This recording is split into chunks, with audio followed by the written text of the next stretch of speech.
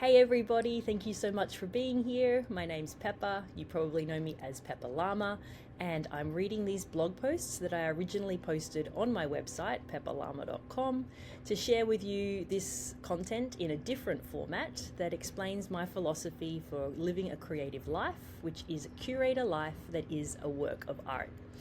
My intention for sharing the content in this way is if you're like me and you don't really like reading from a screen, or perhaps you're a little more conscious of how much time you're actually dedicating to being in front of a screen in this modern life, perhaps you want to do a little bit more of a digital detox and reduce your screen time, you can listen to this content rather than read it. And my intention behind that is that perhaps you can do something creative as you're listening. My intention is that you can listen to this as if it was a podcast or an audio book, and I often joke with my friends that when we communicate back and forth with each other, like leaving voice notes over WhatsApp, we say that we're podcasting to each other. So I want this to feel like it's just a conversation that you're having with another human being, which is exactly what it is. And if you're perhaps interested in working with me as your creative guide, this is what my guidance will feel like. It's intentionally non-corporate, and I want it to feel like a human to human connection. I want it to feel like an authentic conversation. So this will give you a little bit of an idea about what working with me might look like. If you're interested in exploring that more, then I invite you to visit my website, pepperllama.com. So I'm going to read this blog post that I originally wrote back in February. It's called Creating by Hand, Skill Building and Cognitive Wellness. And if you're familiar with my philosophy, curate a life that is a work of art, I am a huge advocate for spending as much time in the analog world as you possibly can in this modern, hyper-digital world that we're living in. And when I say analog, what do I mean? I mean getting off the screen, stopping scrolling, getting out of the digital space and doing something in an analog format. Use your hands to make something. Read a physical book.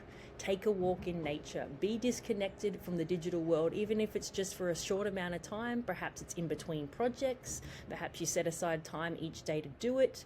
Remember that 15 minutes out of your day is just 1% of your day. Just being a little bit more conscious about the amount of time that you're investing into the digital space, because you are a human being after all. Human beings are not digital. We are part of the natural world. We follow cycles like the natural world, and we need to be connected to nature as much as we possibly can. So just be a little more aware about analog life in this digital world that we live in. So the blog post was originally titled Creating by Hand, Skill Building and Cognitive Wellness, and I'll start reading now. Engaging in creative practices that involve mind-to-hand coordination, such as writing, drawing, and painting, is not only a powerful tool for cognitive function, but also a skill to be practiced, refined, and honed over time. So not only are we building our skills by using our hands, but we're also strengthening our mind, which as we get older, working on brain health and brain function is extremely important. The act of transferring thoughts from the mind onto paper strengthens brain function, enhances your memory and your problem-solving skills, and it supports neuroplasticity, which is the brain's ability to adapt and grow. And as I said, this gets so important as we age. Just as a professional athlete repeats the same movements over and over to refine their technical skills and reach peak performance, the same principle applies to creative skills. A world-class tennis player doesn't become a great tennis player by just, playing casually. They perfect their serve through thousands of repetitions, training their mind and body to work in harmony. They commit to a practice.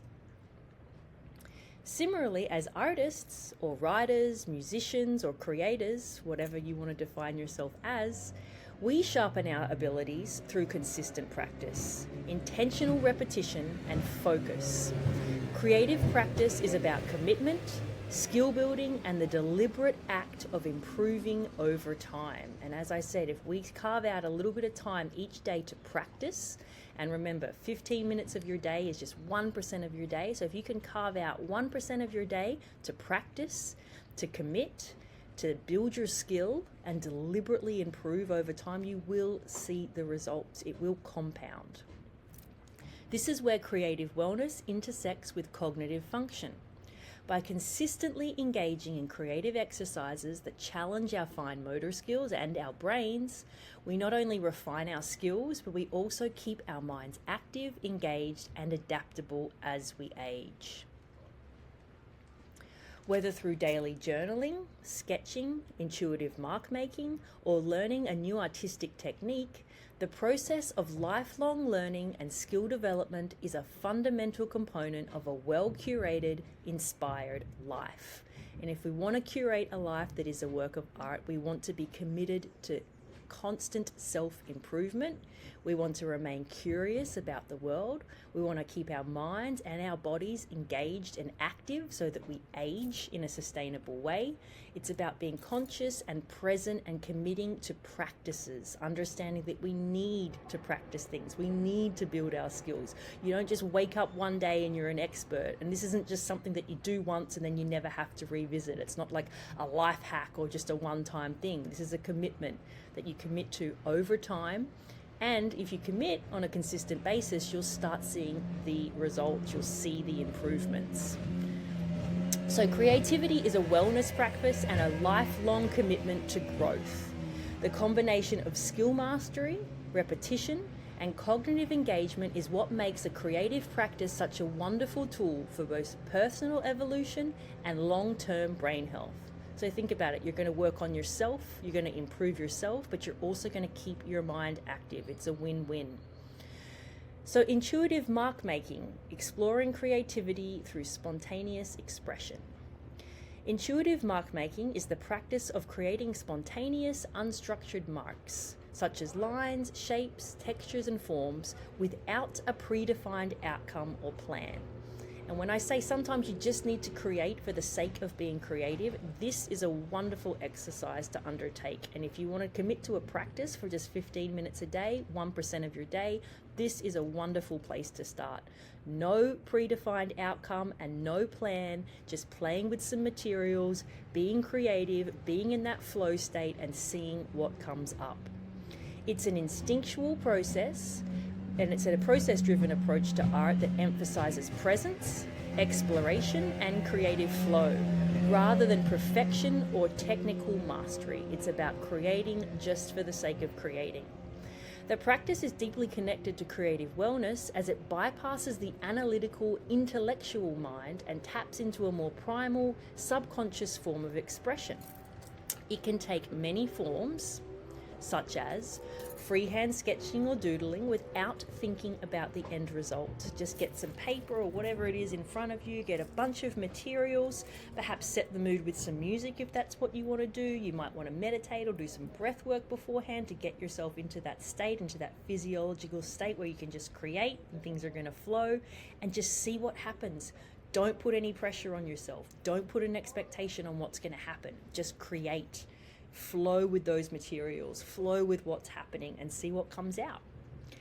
Painting or drawing with expressive gestures, letting the movement of your hand and your emotional state lead the way. If you're a muralist like me and you work on large scale work, this can be really, really awesome to do. It's a great way to let things flow through you and create in that state. When things are at a scale like that, it feels very, very free to not be restricted by a small medium or a small canvas. If you don't have a wall to paint, you can put up some big pieces of paper or cardboard or whatever it is on the wall and just move.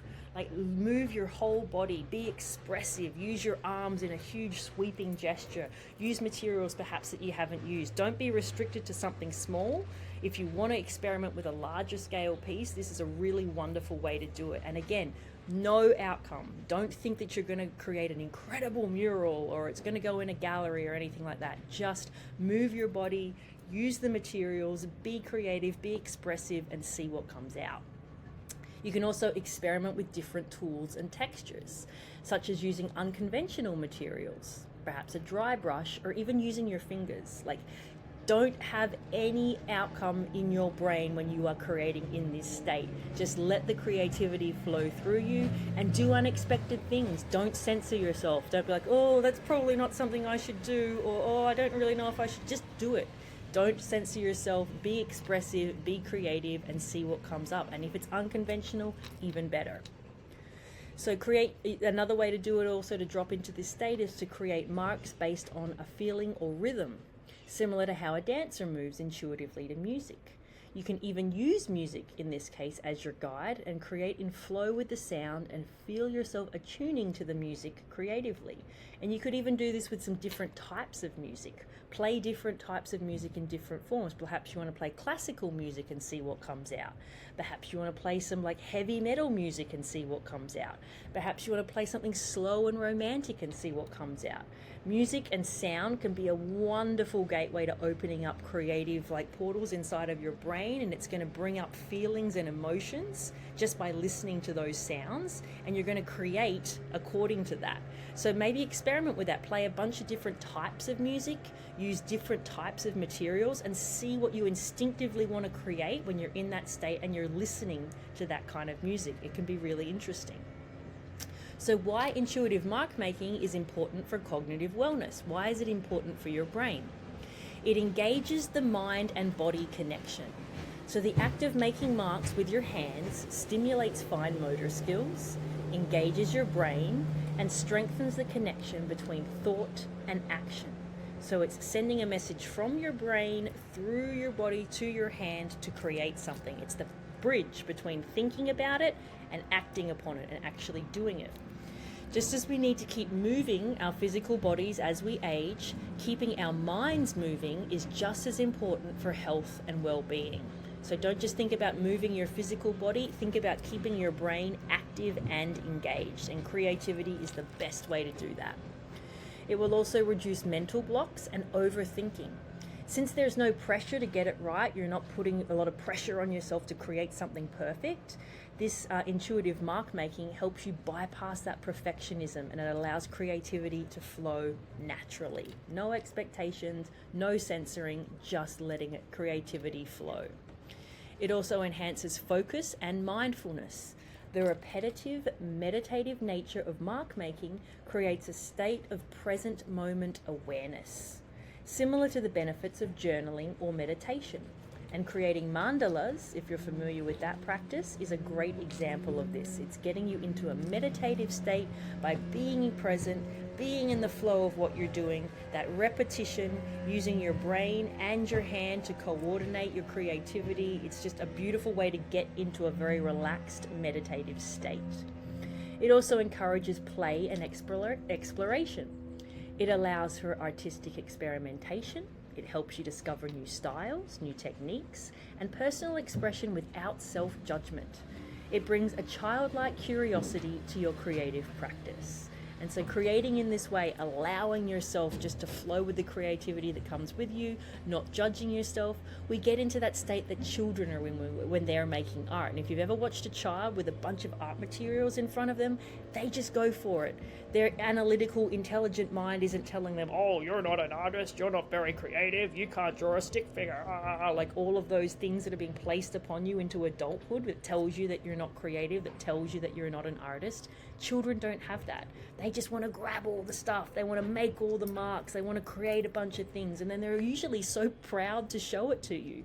They want to tell you what they made. They want to point out who's here and what's that. And they're very excited about the creativity that's coming through them. They don't have any suppression of it. They're not forcing themselves to be something else. They're not telling themselves stories that they're not artists or they're not creative. So when you're in this state, when you want to try intuitive mark making, allow yourself to kind of adopt that mindset of a child where you're curious, you're excited, and you don't have any filter on what you're doing. You're just creating and you're expressing yourself without any fear of judgment or without any of these weird layers that we've put upon ourselves and these stories that we're telling ourselves in adulthood, that we're not artists, that we can't create, that we're not very creative people, that we don't know how, any of those things. Let that go and just create something and see what comes out. You might be very, very surprised. And also, intuitive mark making supports neuroplasticity and cognitive function. The practice of responding to marks in the moment enhances adaptability and strengthens cognitive flexibility, which is an important factor in brain health as we age. I keep saying this, but as we get older, keeping our minds engaged and active is so important, and creative practices like this are so important and it's such a wonderful way to keep your mind active. It's not just about keeping your physical body active as you age, but you've got to keep your mind active as well. So here's a couple of examples of how I like to make intuitive marks. I love using watercolors, and as I said, as a muralist, I usually work on really large scale pieces. So for me, it feels like somewhat of a challenge to work on something much smaller, to look down on something in a much smaller scale. And then I like to use materials that I wouldn't usually use. For example, watercolor is not something that I can use on a large scale mural. So I like to use different techniques, different materials, different mediums when I'm in this practice, just to challenge myself, do something different, see what comes up. And so when I'm doing this, I just kind of make marks on the page. And then as you can see here, obviously I'm in tropical environments a lot, so I'm usually inspired by palm trees and pineapples and geometric shapes. That comes up for me a lot. And so I'm just in a state where I'm just making marks on the page, letting the colors come up, and then I use a pen to kind of create something over the top of it. No intention of any outcome as I'm doing this. I'm just making marks on a page, letting the materials, like whatever comes up in me as I see them, however I want to make something, I just allow myself to do it, and I don't have any intention of an outcome. And I certainly don't think pieces like this are going to be in a gallery or anything like that. I'm just creating for the sake of creating, and I invite you to do that as well. Intuitive mark making is a valuable tool for creative wellness because it combines self-expression, cognitive function, and skill building in a way that is both freeing and meditative. It's so relaxing to do this. It's a perfect way to drop into a yin state. It's a perfect way to be non-judgmental about your creativity. There's no expectations. It's just you and some art materials, and then just see what comes out. So whether this is incorporated into a daily journaling practice, which I invite you to join my 365-day book club if you'd like some guidance on where to start on that. You can use it as a warm-up for more structured work. This is a great way if you've got a really large piece that you'd like to work on, just, kind of in the words of Julia Cameron, as she has with her journaling practice of the morning pages. It's like a 3-page mind dump. Just get the stuff out. Intuitive mark making can be a really great way to do that as well. Pick up some materials and just create some stuff. Get the creativity flowing. Any blockages that are going on, you unblock them, and then that kind of opens the door, or opens the way for you to be more creative for something else. So this is a great way to get started. If you're looking to do something a little more serious, perhaps on a canvas, or you have an intention behind a creative practice, get started in this way. Just kind of see what comes up when you're in this free-flowing state with no judgment and no expectations. You can also explore this as a standalone creative meditation, which is what I really encourage you to do. This approach helps cultivate a more authentic connection to your creativity. And this is one of the best practices that you can possibly do to commit to a practice every single day. Just 15 minutes of your day, set it aside to just create something for the sake of creating. Be experimental. Don't put any judgment on yourself. Don't put any expectation on yourself. Listen to some music if that helps get you into that state. Perhaps you want to listen to a guided meditation as you're doing it. Perhaps you want to listen to some crystal singing bowls to get yourself in that more relaxed state. There's no right or wrong way to do this, and I encourage you to experiment. Listen to a bunch of different music, as I said, and see what comes up, what brings up certain emotions or feelings for you, depending on what you're listening to. As I said, listen to a guided meditation and just feel that rhythmic flow of creativity coming through you as you're getting into that meditative state. There's no right or wrong way. Do it your way and see what comes out of it. It's a wonderful practice to incorporate into your day. So thank you so much for listening. Thank you for being here. If you're interested in reading the original blog post, I will post it in the notes below, as well as any other links that I referenced. I appreciate your time. If you're interested in learning more about me and my creative life and my philosophy, Curate a Life That Is a Work of Art, I invite you to visit my website, and I will catch up with you next time. Ciao.